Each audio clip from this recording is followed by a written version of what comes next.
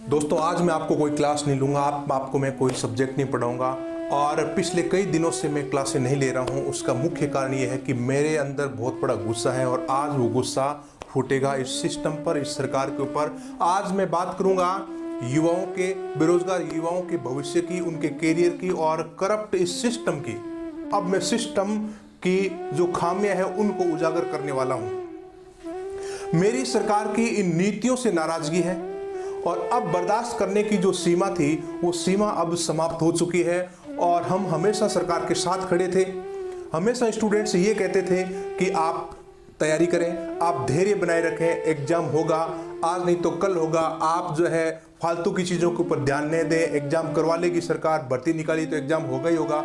लेकिन अब हमारा धैर्य जवाब दे चुका है, अब बर्दाश्त हम नहीं कर सकते। अब इन बेरोजगार युवाओं के दुख को हम जो है बर्दाश्त नहीं कर पा रहे हैं। सरकार भर्तियां निकाल रही है, एग्जाम नहीं हो रहा है, और एग्जाम हो गया, रिजल्ट नहीं आ रहा है, रिजल्ट आ गया, ज्वाइनिंग नहीं मिल रही है। कोरोना का बहाना अब नहीं चलेगा। आप इतनी बड़ी बड़ी परीक्षाएं करवा रहे हो, आप नीट की परीक्षा करा रहे हो, आप जेईई की परीक्षा करवा रहे हो, आप बीएसटीसी की परीक्षा करवा रहे हो, यूनिवर्सिटीज की आपकी परीक्षाएं, सब धड़ाधड़ परीक्षाएं हो रही है। लेकिन एसएससी की परीक्षा, रेलवे की परीक्षा, एनटीपीसी की परीक्षा कब से लटकी हुई, राजस्थान पुलिस की परीक्षा, पटवार की, रीट की, हाईकोर्ट डी ग्रुप की, कितनी सारी भर्तियां अटकी हुई है। ये भर्तियां क्यों नहीं हो रही है? जब दूसरी हो सकती है तो ये क्यों नहीं हो पा रही है? जिनकी परीक्षा होगी, रिजल्ट आ गया, उनको ज्वाइनिंग नहीं मिल पा रही है। और हमने आज तक सरकार से कभी इस प्रकार की शिकायतें नहीं की, लेकिन अब यह कोरोना का बहाना आपको छोड़ना पड़ेगा। लेकिन यहां पर आपको वोट बैंक नजर नहीं आ रहा है। सबसे बड़ी बात यह है कि यहां पर जो हमें वोट कहां से मिलेगा, हमें कोई फायदा नहीं है। सरकार हमेशा यही देखती है कि क्या हमारा वोट बैंक है यहां पर। हमने कभी आपसे यह शिकायत नहीं की कि आपने इतने कम पद निकाले, आपने कम वेतन दिया, आपने पद घटा दिए, चलो कोई बात नहीं चलेगा, आपने इतनी फीस क्यों वसूली, पेपर में गलतियां थी फिर भी हमने बर्दाश्त किया। हमने इतना सब कुछ सहन किया, कष्ट उठाकर भी हम सरकार के साथ में खड़े रहे। लेकिन आपने कभी क्या सोचा कि इन गरीब युवा बेरोजगारों का घर कैसे चलता होगा, इन विद्यार्थियों की जिंदगी कैसे बीतती होगी, कितना किराया इनका शहरों में लगता होगा, इनके घर की इनकम कितनी होगी? आपने कभी सोचा इनके बारे में? किसी के पिता किसान है, किसी के पिता दिहाड़ी मजदूर है, किसी का कोई दुकान चला रहा है, कोई रिक्शा चला रहा है, कोई पान की दुकान चला रहा है, कोई शॉप कीपर है। किसी न किसी प्रकार से वो अपना पेट पाल रहे हैं और इन सब के पेटों के ऊपर आपने जो लात घूंसे चलाए हैं, अब हम इस चीज को बर्दाश्त नहीं कर सकते। अब ये सब असहनीय हो चुका है। बर्दाश्त इंसान करता है लेकिन उसकी एक सीमा होती है, और सीमा जब कोई लांघ जाता है तो उसके बाद में ये असहनीय हो जाता है। जिस प्रकार से सरकार विद्यार्थियों को लूटती है ना, इसका मतलब हम सरकार को बता देंगे। आपने विद्यार्थियों से 500 रुपए बड़ी फीस जो है वसूल कर ली और अरबों रुपए आपने इकट्ठे कर लिए और एक एग्जाम भी आप नहीं करवा पाए। लोकसभा के इलेक्शन में आपने वादा किया था, हम जनता को जो है 15-15 लाख रुपए देंगे, आप हमें वोट दो और काला धन लेकर आएंगे और 15-15 लाख रुपए देंगे।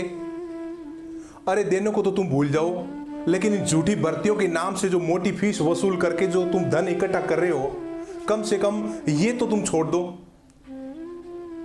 कम से कम जो बेरोजगार है, जो युवा इस प्रकार से एक किसी छोटी मोटी रोजगार की तलाश में घूम रहा है, उनको तो कम से कम आप एक छोटा सा रोजगार तो दे सकते हो। झूठे आश्वासन दे रहे हो, खून खोल उठता है हमारा जब आप ऐसी मन की बातें करते हो। आप उन युवाओं के तन की बात कीजिए जो युवा रोजगार की आस में बूढ़ा हो चला है, उनकी उम्र निकल चुकी है, ओवरेज हो चुका है, अब वो किसी के लायक नहीं रहा, किसी जॉब के लायक नहीं रहा। आप मन की बात कर रहे हो, उस तन की बात कौन करेंगे? उन युवाओं के रोजगार की बात कब करेंगे आप? आप इतनी सारी कानून बनाए जा रहे हो, एनआरसी लाए जा रहे हो, सीईटी लाए जा रहे हो, इतनी सारी संस्थाएं आप बना रहे हो। हमें समझ में आ गया कि पहले ये संस्थाएं लूट रही थी और आपने लूटने वाली एक संस्था और खड़ी कर दी कि एक कदम और लूट की ओर आप बढ़ाए जाओ, संस्था बनाए जाओ, कानून बनाए जाओ। लेकिन होगा क्या आखिर इनसे? जब तक सिस्टम में सुधार नहीं होगा, इन कानूनों का कोई अर्थ नहीं है। ये भर्तियां अब पंचवर्षीय योजनाएं बन चुकी है, आप क्यों नहीं समझ पा रहे हो? 5-5 सालों से लटक रही है योजनाएं और इस प्रकार की भर्तियां। आप वैकेंसी क्यों निकालते हो जब आपके पास ऐसे पद नहीं है? तो क्यों गुमराह करते हो लोगों को? पेपरों में इतनी सारी गलतियां, कोर्ट में भर्तियां अटक रही है, रिजल्ट जारी नहीं हो पा रहे हैं उनसे। युवाओं को कुंठित करना और युवाओं को ओवरेज कर देना, युवाओं से इंतजार करवाना, आप उनकी जो फीस वसूल करके जो है पैसा इकट्ठा कर रहे हो और उनसे मजे कर रहे हो। मैं कह रहा हूं ये देश के कमांडर का बहुत बड़ा फेलियर है। आपकी नेतृत्व क्षमता के ऊपर सवाल उठाए जा रहे हैं आज, क्योंकि आप इसका नेतृत्व नहीं कर पा रहे हो। अगर यूपीएससी एग्जाम टाइम पे करवा सकती है, रिजल्ट दे सकती है, हर साल निश्चित समय पर हो सकता है, तो बाकी संस्थाएं क्यों पैरालाइज हो चुकी है? एसएससी, रेलवे, आरआरबी, आईबीपीएस, अधीनस्थ बोर्ड, इतनी सारी दुनिया भर की संस्थाएं बना दी आपने, लेकिन कोई संस्था है जो टाइम पर काम करवा रही है? कोई संस्था है जो अच्छा सा पेपर बना पा रही है? कोई संस्था है जिसका पेपर जो है कोर्ट में नहीं गया हो, किसी ने समय पर रिजल्ट दिया हो? देश है मेरा, देश है मेरा, देश है मेरा। आपकी नेतृत्व क्षमता बूढ़ी हो चुकी है। सबसे बड़ी बात यह है, सत्ता में चिपके रहकर बदनामी झेलने से अच्छा है कि तुम समय पर रिटायरमेंट ले लो और अपने घर में अपनी प्रतिष्ठापूर्वक जीवन गुजार लो जो बचा हुआ है। इसी में आपकी भलाई है। आप सोच रहे होंगे मैं कौन हूं पूछने वाला? मैं कौन हूं पूछने वाला? तो मैं आपको बता दूं मैं कौन हूं। सबसे पहले तो मैं इस देश का नागरिक हूं, इस भारत का नागरिक हूं मैं। दूसरा, मैंने लोकसभा और राज्यों की विधानसभाओं के चुनाव में मतदान किया है, मैं पूछने का हकदार हूं। तीसरा, मैं सरकार को टैक्स पे करता हूं, इस देश को टैक्स देता हूं, मैं प्रश्न पूछने का हकदार हूं। चौथा, मैंने प्रधानमंत्री राहत कोष में योगदान किया है, मैं प्रश्न पूछने का हकदार हूं। 500, मैं एक टीचर हूं और बेरोजगार विद्यार्थियों के दर्द को मैं बड़े करीब से जानता हूं। आप मुझे यह सवाल नहीं पूछ सकते कि आप कौन हो, इनका नेतृत्व करने वाले, इनके सरदार बनने वाले, इनके कमांडर बनने वाले। संविधान की बातें सुन सुनकर हमारा जो है दिमाग पक चुका है। ये मूल अधिकार, ये नीति निर्देशक तत्व, ये अनुच्छेद 41, ये रोजगार का अधिकार, ये सामाजिक, आर्थिक, राजनीतिक न्याय, इतनी सारी चीजें, इतने सारे दुनिया भर के कानून, लेकिन कोई काम का नहीं है आपका वो कानून जब आप इस प्रकार से बेरोजगार युवाओं को समय पर रोजगार नहीं दे पा रहे हो और इनकी पेट के ऊपर लात मार रहे हो। किसी प्रकार के कोई कानून आपके काम के नहीं है। आपको नए कानून बनाने की आवश्यकता क्या है जब आप इन कानूनों को ठीक से इंप्लीमेंट नहीं कर पाते हो?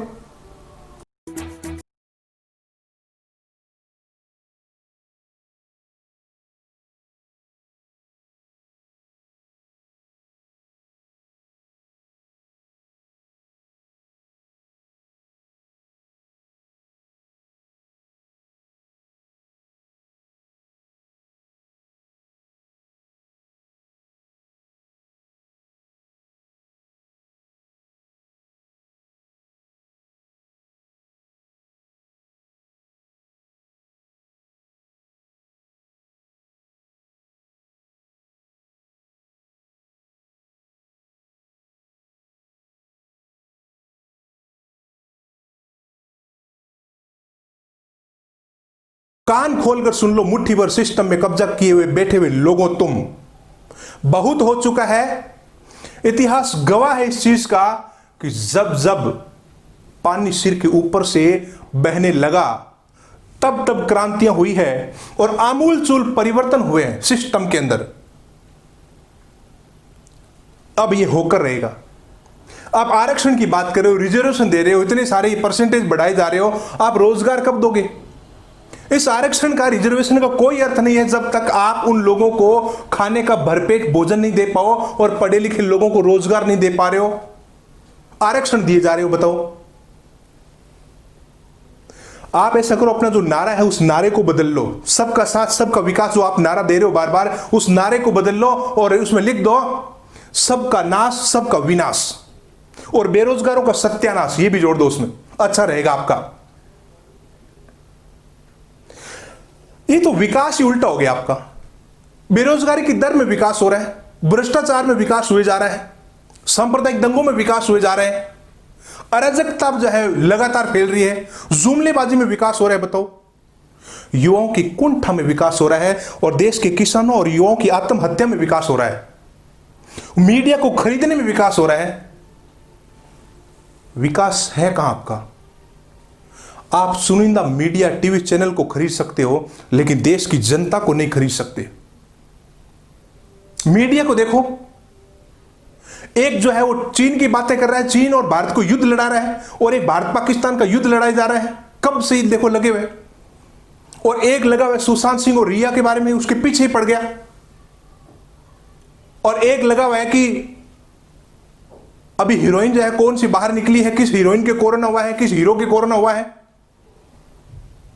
इस प्रकार की तो आप बातें करते हो, लेकिन मैं कह दूं आप सोशल मीडिया को नहीं खरीद सकते। और यह क्रांति सोशल मीडिया के ऊपर होगी और तब तक जारी रहेगी जब तक कि सिस्टम में आमूलचूल परिवर्तन नहीं हो जाएगा।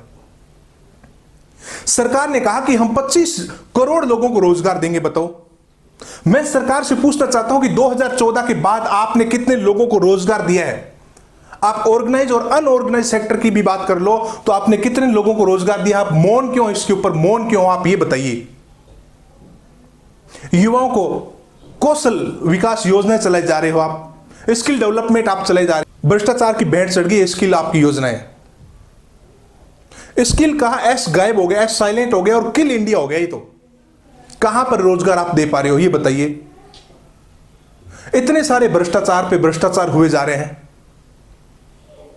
और हर बार आप नए कानून बना देते हो, हर बार आप नई संस्था बनाकर खड़ी कर देते हो। आप इन भ्रष्टाचारियों और घोटालेबाजों को सजा कब दोगे, पहले तो ये बताओ। मैं आपको बताऊं एक तरीका, आप इनको देशद्रोही साबित करो और आपके जो चैनल चलते हैं ना, दूरदर्शन और ये लोकसभा राज्यसभा, उन चैनल के ऊपर बड़े बड़े फोटो लगाकर उनके नीचे लिखो मैं देशद्रोही हूं, मैंने देश को लूटा है, और तब इनको समझ में आ जाएगा। दो चार को इस पर मैं नहीं कहूंगा कि इनको फांसी की सजा दो, लेकिन ये काम हो जाएगा तो भ्रष्टाचार भी खत्म हो जाएगा। मैं नहीं कहूंगा कि इनको फांसी की सजा दो, लेकिन ये अगर काम हो गया, इनको देशद्रोही ठहरा दिया आपने और इनके फोटो टीवी पे लगा के चला दिए पूरे देश के अंदर, तो बाकी सबको समझ में आ जाएगा। लेकिन आप कभी ऐसा नहीं कर सकते, आप कभी ऐसा नहीं कर सकते। क्यों? क्योंकि आपको सलाह देने वाला, आपके एडवाइजर जो है, आसपास बैठे हुए जो लोग हैं, वो उसी रास्ते से चल कर आए आपके पास। क्योंकि उनके बहन बेटियां हैं, उनके भाई भतीजे हैं, उनके परिवार के लोग हैं, उनके सगे संबंधी लोग हैं सिस्टम के अंदर, वो नहीं चाहते कि उनको सजा मिले। उनकी एक जबरदस्त लॉबी चलती है आपके आसपास। आप क्या समझते हो? वो आपको डिसीजन लेने नहीं देंगे, आपके माइंड को चक्काचौंध कर देंगे, हिप्नोटाइज कर देंगे आपको। इतिहास से तो सबक ले सकते हो आप लोग, इतिहास से तो सीख लो। इतनी बड़ी बड़ी क्रांतियां हुई है, वहां से सीख लो। 1789 की फ्रांसीसी क्रांति से सीख लो। उस फ्रांसीसी क्रांति में जो फ्रांस में जो लक्षण हुए थे, वैसे लक्षण भारत में दिखाई देने लगे हैं। बेरोजगारी, भूखमरी, मध्यम वर्ग के ऊपर करों का बोझ, जनता की पीड़ा और शासन का जनता की पीड़ा को नजरअंदाज करना, मंत्रियों और जनप्रतिनिधियों, रसूखदारों, नौकरशाहों की लूट का इस देश में जो तांडव है, ऐसा ही तांडव जो है फ्रांस के अंदर 1789 में, यही सिस्टम वहां पर था। जिस दिन ये बेरोजगार युवा हुंकार भरकर कदम बढ़ा देंगे और ये प्रण ले लेंगे कि सिंहासन खाली,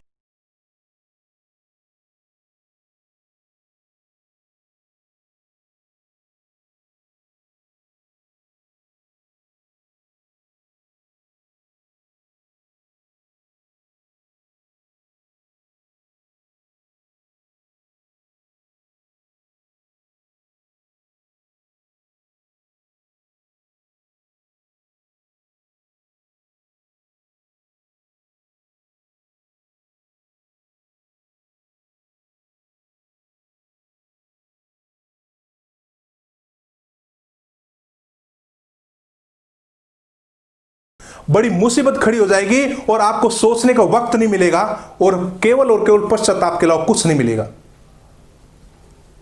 सैलाब ये रुकने वाला नहीं है। फ्रांस के शासन में लुई 16वें को भी बड़ा अहंकार था अपनी सत्ता का। सब देश का आम आदमी जब तैयार हुआ, उनका गुस्सा फूटा, तो इतना भयानक विस्फोट हुआ कि उस देश की बड़ी बड़ी आर्मी और बड़ी पुलिस भी उनके आगे बोनी नजर आई और वो बेकार और लाचार हो गई, क्योंकि पूरा देश जो है सिस्टम के खिलाफ खड़ा हो गया था और अहंकारी लुई 16 का अंत हो गया था। ये क्रांतियां इतिहास में क्यों हुई है, जरा एक बार पढ़ के तो देखो, आपको समझ में आ जाएगा, ज्यादा मुश्किल नहीं है। इतिहास में क्रांतियां क्यों हुई है, आप एक बार थोड़ा सा इतिहास उठाकर पढ़ लीजिए, आपको समझ में आ जाएगा। मुझे पता है, इतिहास इसका भी गवाह है कि जब जब किसी ने एक कदम आगे बढ़ाकर आवाज उठाने की कोशिश की है, उसकी आवाज को उन्होंने दफन कर दिया, हमेशा के लिए आवाज को दबा दिया आप लोगों ने।